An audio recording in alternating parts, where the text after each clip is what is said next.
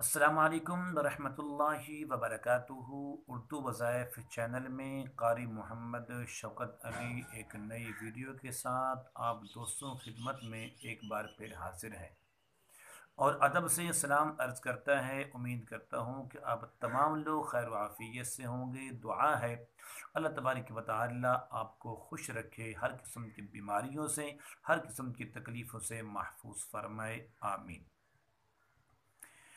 आज की इस वीडियो में इम्तिहान में कामयाबी का एक बेहतरीन अमल लेकर हाजिर खिदमत हुआ हूँ। अक्सर औक़ात ऐसे होते हैं कि बच्चे और बच्चियाँ पूरा साल मेहनत करते हैं, कोशिश करते हैं, रात दिन पढ़ाई करते हैं, लेकिन जो रिज़ल्ट है उनकी मंशा के मुताबिक नहीं आता, उनके दिल की ख्वाहिश और आरज़ू के मुताबिक नहीं आता।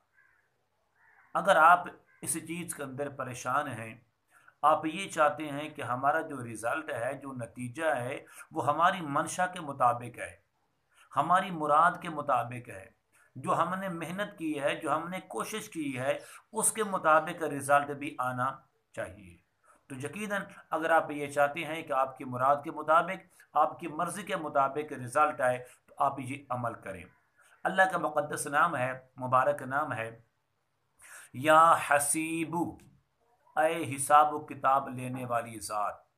या हसीबू, जो बच्चा और बच्ची पेपर से पहले शुरू करे और रिज़ल्ट आने तक इस अमल को जारी रखे, रोज़ाना 1111 मरतबा, 11 तस्बीहां और 11 बार, यानी 1111 बार इस अमल को करे, इस अल्लाह के मुक़द्दस नाम को पढ़ता रहे, तो यकीन जानिए कि उसका रिज़ल्ट उसकी मर्ज़ी के मुताबिक, उसकी मुराद के मुताबिक आएगा।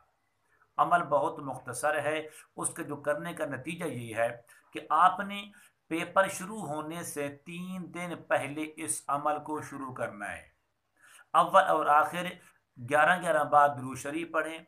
फिर आपने एक वक्त में 24 घंटे में सिर्फ एक बार आपने ये अमल करना है।